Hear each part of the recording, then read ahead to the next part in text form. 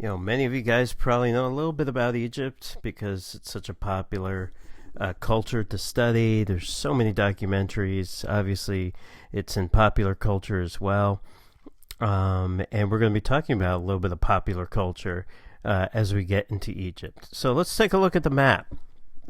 You'll see here what was so essential to ancient Egyptian civilization. That, of course, is the Nile. You'll notice that Upper Egypt is in the southern part and Lower Egypt is in the northern part. And that is because the Nile is running from south to north. So Lower Egypt is downstream, Upper Egypt is upstream. That's a good way of remembering it. Upper for upstream. When you look at the satellite photo, you can see how essential the Nile was. You have desert on either side, and then this very narrow strip of land that allowed for agriculture in Egypt. Without the Nile, and most importantly, the flooding of the banks of the Nile, you could not have agriculture in ancient Egypt. So Herodotus, a Greek historian, once said that Egypt was the gift of the Nile. The desert here kind of protected the Egyptians somewhat. There were still people that raided Egypt, but it was a little bit of a buffer. Now, what were the seasons like in ancient Egypt? Well, there were basically 3 seasons. Unlike our 4 seasons, there was the flood season. This is when the Nile would flood its banks, and the Nile, as it went through Ethiopia, would carry rich sediment with it. As it flooded, the flood water here slowed down, that sediment sank, and then when the Nile waters retreated, you were left with a very rich agricultural soil, and every year it replenished, making this one of the best agricultural areas in the Middle East.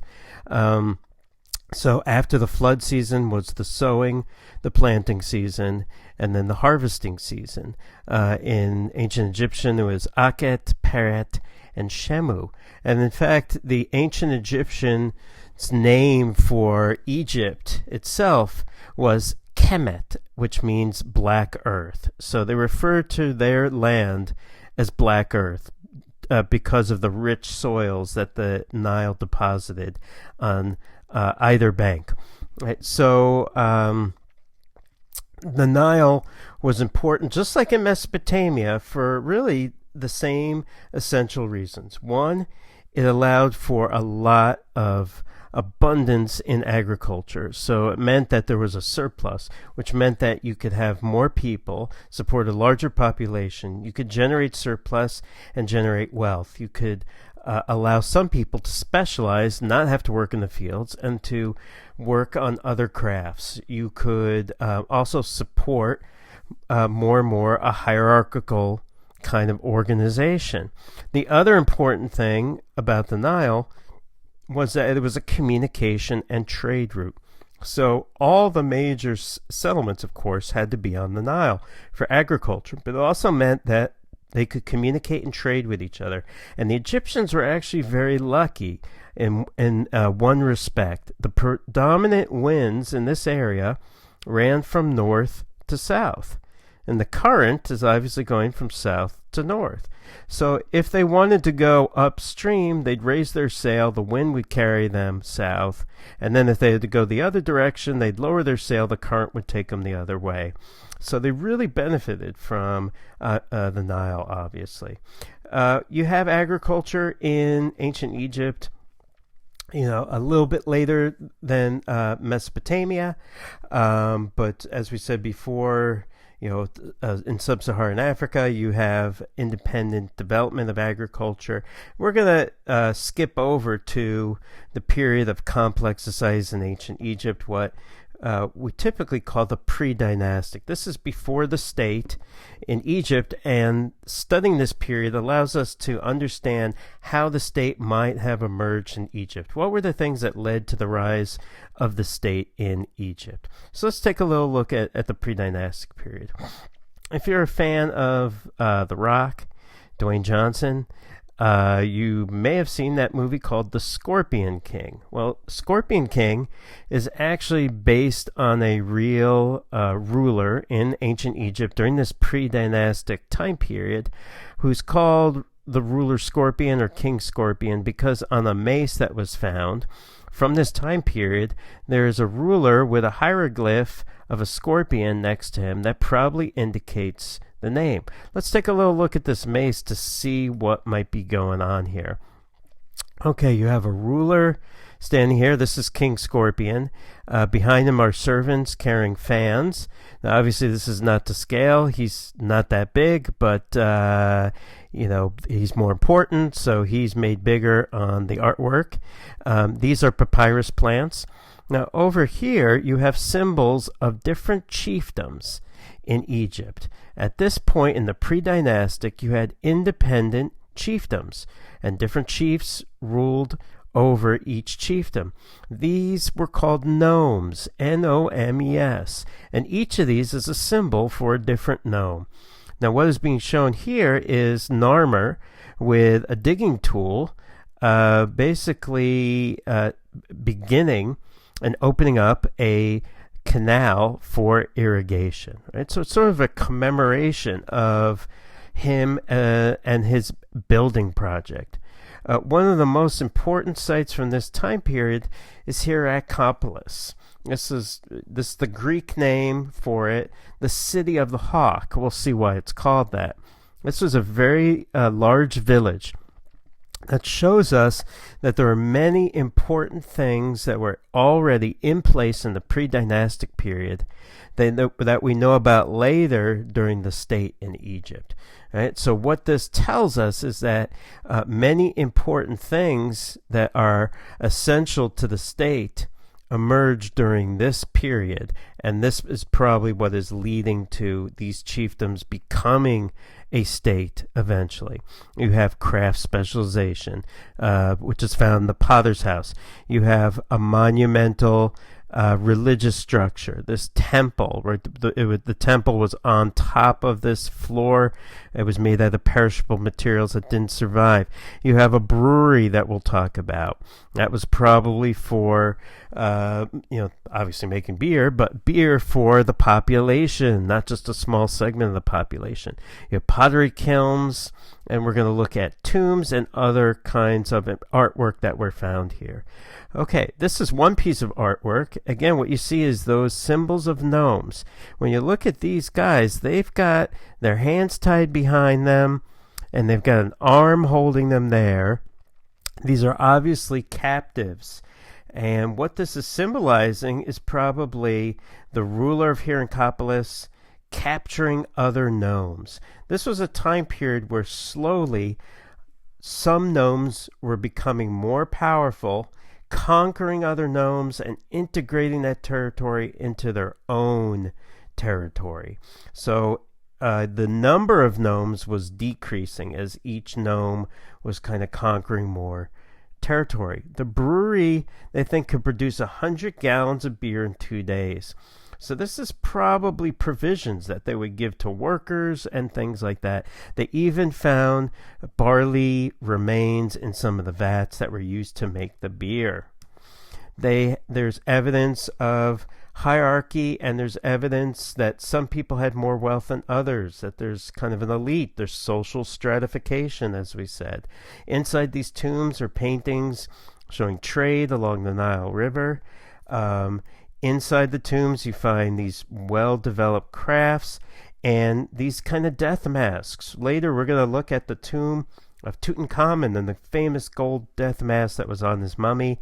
This is kind of the precursor to that, these kind of clay masks. Okay, the reason why it's called the City of the Hawk is because they have found symbols of... It really shouldn't be called the City of the Hawk. It should be called the City of the Falcon. This is a metal falcon that was found at Hierakonpolis. And you can see this is the backside. These are the tail feathers, the wings here. Here's the beak, right? On the other side, the tail feathers you can see there. You may know, maybe from other classes or from your own reading, that the falcon is a very important symbol in ancient Egypt because the falcon is the symbol of the god Horus.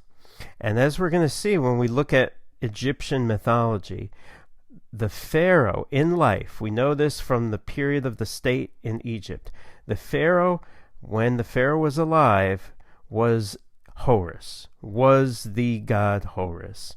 Right? And so what this shows is that the ideology of rulership is already in place in the pre-dynastic during the period of chiefdoms before the state actually emerges, which means that this ideology of rulership is probably helping these chiefdoms eventually become a state.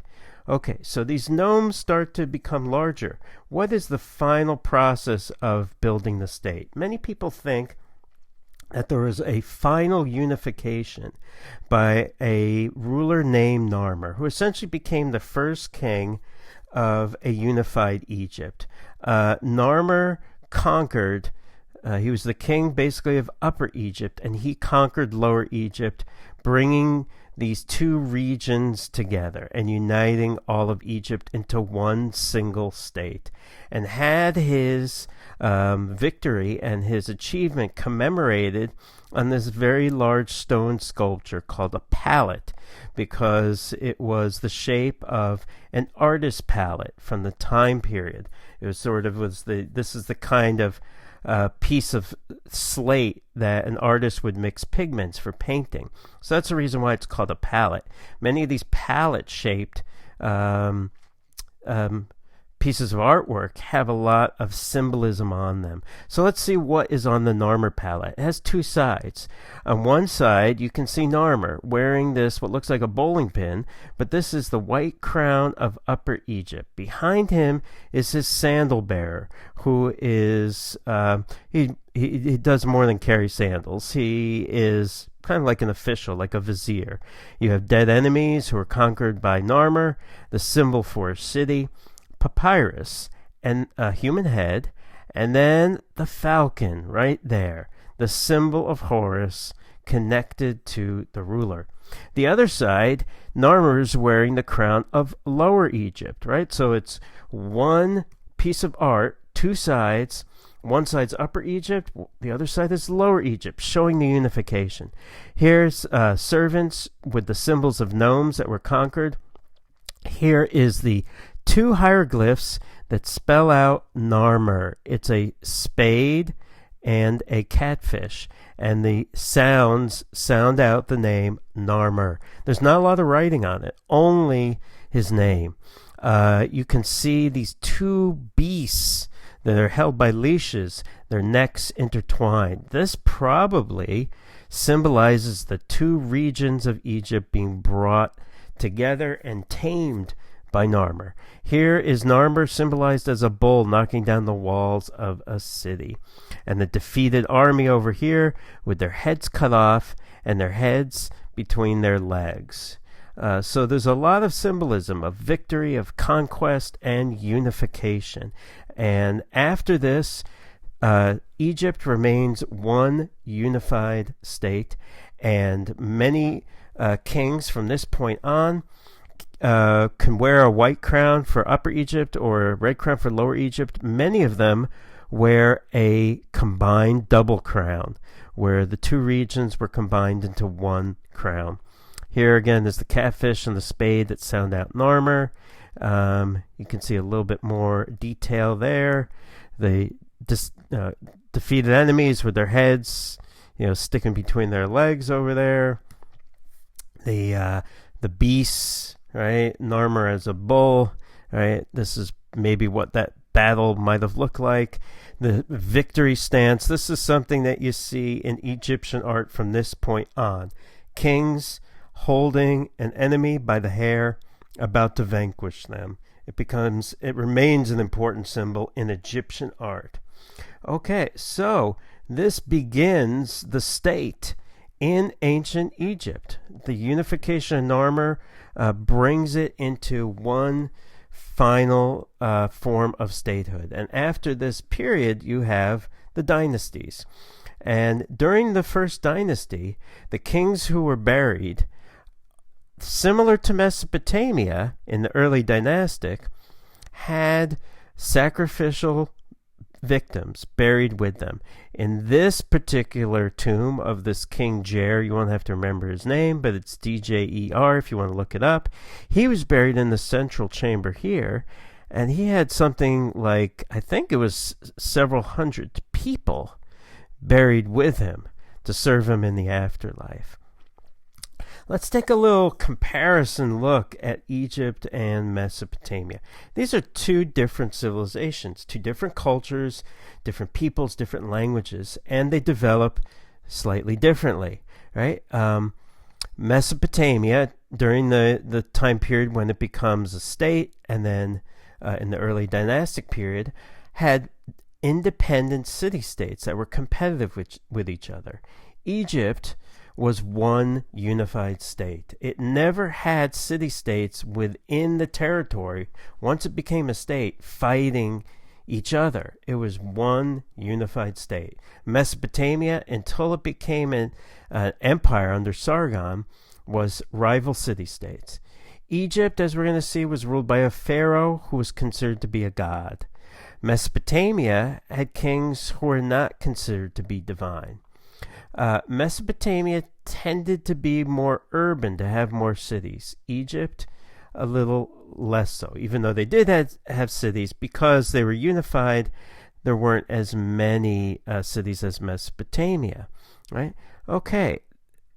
The next period that we're going to talk about is the Old Kingdom. This is the period of the pyramids, as we're going to see. We're going to look at the pyramids, but one of the things we need to look at first is the religion of Egypt and focus in on how it supports the status quo and how it supports the pharaoh and the rulership of the pharaoh by looking at the gods of Egypt. Some of the gods you might be familiar with. We're going to look at a few, but really focus in on three of them. But I'll mention this is Amun, the god Amun, who's always symbolized with these feathers on the crown. He's kind of a important creator god, important throughout Egyptian history. This is Ra, the sun god. In the New Kingdom, so they're sometimes combined into Amun-Ra. But as it pertains to the pharaoh, let us look at these gods. This god over here is Osiris. His brother is Seth, who's the god of chaos. Their sister is Isis. Isis and Osiris are not just brother and sister, but they're also married.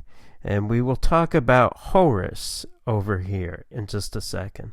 The myth of Osiris is an important myth within Egyptian mythology. Now, Seth was very jealous of his brother Osiris, who was kind of the ruler of Egypt at that time, and wanted to get rid of him.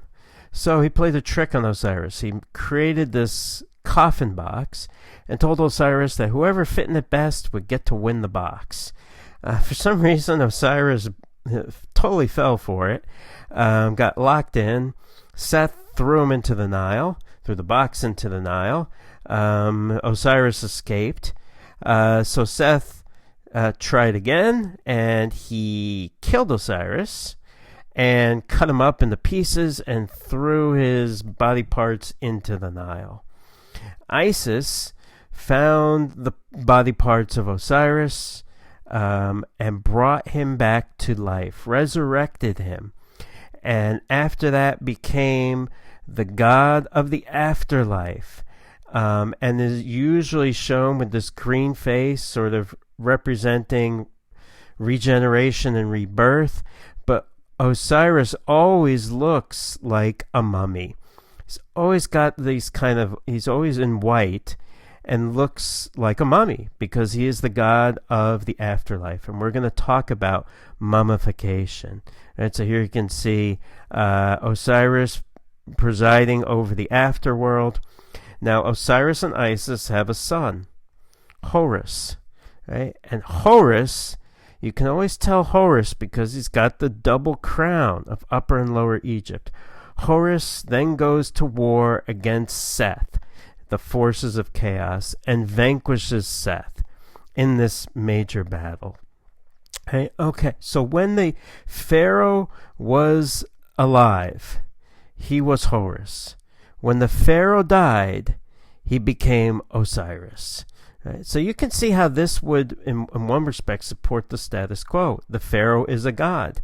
You don't go against the pharaoh because you're going against the natural order of things. Right? The pharaoh is what prevents the forces of chaos from wreaking havoc. Right? And people wanted to prevent chaos because chaos is not pretty. Right? People get hurt and people die if there's chaos. Right? Another important concept was this goddess here, who's usually symbolized by a feather or a goddess with a feather, and this is known as Maat. Right? M-A-A-T. Maat is justice, universal world order, the way things should be. Right? And it was the job of the pharaoh to preserve Maat. Right? That was what you can see, this pharaoh statue right here holding Maat in his hand. So it was the job of the pharaoh to basically make sure that things were stable, there was no chaos, preserving the way of life the way it was meant to be. Right? So you can see how the belief system, the ideology, favored stability and favored a pharaoh on top. Right? Okay, let's look a little bit at the afterlife in ancient Egypt. This is one of the reasons why people are so fascinated with Egypt, is because of their focus on the afterlife, their focus on mummification, as we'll learn about. The afterlife in Mesopotamia was not as pleasant as the afterlife in Egypt. In Egypt, the afterlife was a paradise. Mesopotamia, it was basically a bunch of souls hanging out in a dark cave-like area. It was a little bit like Hades. Not a lot of fun. Okay, the Egyptians believed that when you died, two elements of your spirit left your body. The Ka was sort of the physical form, your body, but your personality, we might consider more akin to kind of like a soul, was called the Ba, and it was usually symbolized by your face on a bird's body. Now, every day, the Ba could leave the tomb, but by the morning, the Ba would reunite with the mummy, your body, so that you would continue to live on in the afterlife. And this is why mummification became so important, because your Ba would have to recognize your mummy. And if your body decayed or was not preserved, your Ba would never find the body, and you would not get to live on in the afterlife. So there were a whole bunch of rituals to ensure that you would get to the afterlife. Some of these rituals involve what we call books of the dead. And a lot of these pictures are from books of the dead. You can see the Ba over here, probably of this individual. The Egyptians called it the book of coming forth unto the day. They weren't focused on death. They were focused on rebirth and the afterlife. And so there were a number of trials you had to go through. One of the most important at the end, you can see Osiris presiding, is you would have your heart weighed against a feather, right, by the god of mummification, Anubis, the jackal-headed god.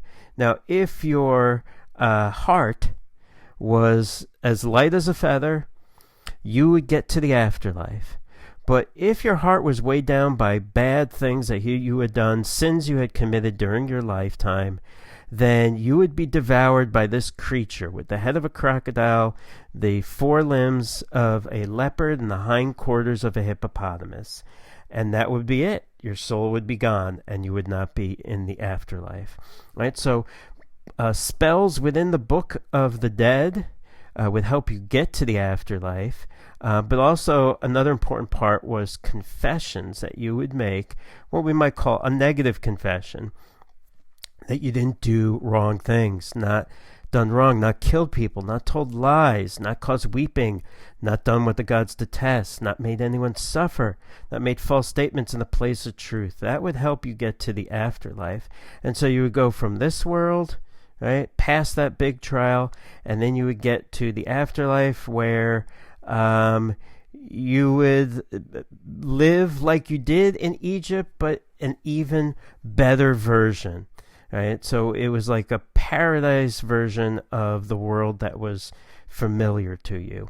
Now, for most people, when they were buried in the sand in the hot, dry climate of Egypt, they naturally preserved. They became naturally mummified. The problem arose when they started to bury people inside of stone tombs because the humidity was trapped in there and the bodies started to decay. So in order to bury someone in a stone tomb, the Egyptians had to come up with a process to preserve the body, and this is where mummification comes in. Now, we know from some of the texts and also from some experimental archaeology how mummification probably worked. There's an Egyptologist named Bob Brier who obtained a corpse. This was a person who donated their body to science after they died, and he mummified that person to learn a little bit more about the ancient methods. So what would happen is if you died, your relatives would bring your body to the temple. Mummification was for anyone who could afford it, not just kings. There were different grades of mummification, right? The kings would obviously get the best grade. Most people would get kind of a mid-grade. So if you got the best version, they would wash your body, they would cut a slit in your abdomen and remove some of your internal organs. They would remove your lungs, your liver, your small intestines, and your stomach, and they would be placed and preserved in these what are called canopic jars. If you were getting the lower end version of mummification, they would leave your internal organs in there and just dry you out. They would usually remove the brain because they considered the brain to be a useless organ. All your thoughts were held in your heart, which remained in your mummy. Now, to get the brain out, some people think that they just put a wire through your nostril and hooked it on your brain and pulled it right out through your nostril. But you can't do that because the brain is a pretty large organ. So what they would actually do is to ram this metal needle through your nostril into your brain and scramble it up, liquefy your brain, sit your body upright, and your brains would ooze out of your nose, and then they would place scented cloth up in your cranial cavity. Right? Then what they would do is place your body on a stone slab and cover it with a natural salt called natron for about 40 days, and that would dry you out completely, remove any moisture in your body, and then they would start to wrap you with linen bandages. And if you were a pharaoh, they would wrap your arms separately, your fingers separately. If you were, kind of what we would call a middle-class person, like maybe a priestess in the temple, they would just lay you out like this and then wrap you with kind of a sort of single wrap, not wrap each limb, but you'd be kind of all wrapped in like a cocoon. And you would be well preserved. This is one of my favorite mummies. I guess everyone has to have a favorite, right? This is Seti the First, the father of Ramses II, and he's one of the best preserved mummies that comes from ancient Egypt. A lot of these royal mummies can be seen in the Cairo Museum in Egypt. But, I mean, when you look at the preservation of this mummy, it's pretty incredible, right? I mean, it almost looks like he could just open his eyes. The skin is so tight and well preserved. Then they would place you in a plaster cartonnage or sarcophagus, place you in your tomb where your family could leave offerings for you, and then there would be a funeral with a ceremony called the opening of the mouth. And what would happen is they would symbolically open the mouth of the mummy so that your ba could leave. If you had a certain amount of money, you could hire professional mourners to cry and beat their head and throw ashes on top of their head at your funeral so it would look like you were really going to be missed. Right? So these were women who worked for the temple who were paid to put on a good show at people's funerals, right? And then you were placed in your tomb. Your family could leave offerings outside of your tomb. And another thing you might have in your tomb, which I certainly like, are these Ushapti figurines. These figurines, Shapti means answerer, because what would happen is in the afterlife, it was just like ancient Egypt, but you'd be in the afterlife and someone would call your name to go and work in the fields or go work on some other project. And instead of you answering and going to work, one of these figurines would come to life. This is why it's called the answerer, and say, "Here I am, come to life and go work in your place." So you wouldn't have to do any work in the afterlife. Sounds pretty good.